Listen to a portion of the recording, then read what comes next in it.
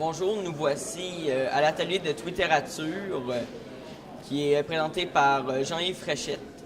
Donc, je vais vous faire un petit résumé de ces événements.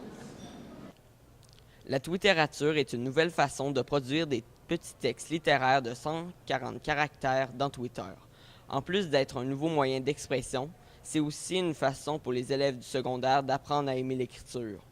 Durant cette activité, Jean-Yves Fréchette, professeur de littérature à la retraite, et Annie Côté, professeur à l'école secondaire Saint-Pierre et des Sentiers, ont proposé aux participants un petit défi. Ils devront créer un texte de 130 caractères sur la beauté, incluant une antithèse. Après cet atelier, nous lui avons posé quelques questions. Bonjour. J'aurais deux petites questions à vous poser. La première, c'est quoi qui fait un bon twitterateur?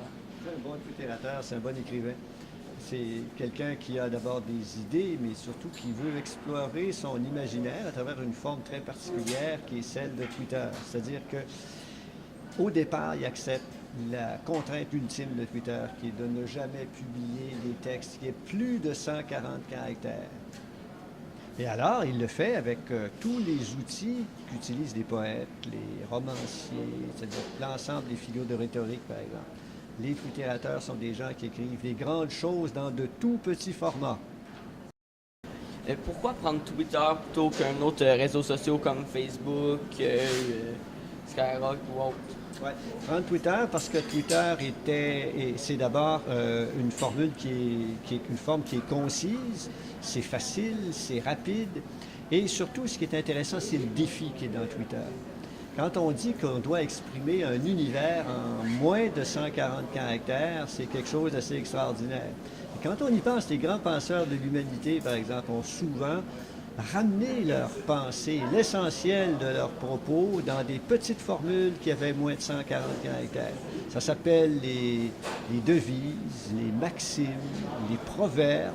Tout ça, c'est des choses importantes qui souvent nous servent de guide. Pierre qui roule n'amasse pas mousse, tiens vos deux que mieux tu l'auras, etc. Tout ça, ça ne fait pas 140 caractères.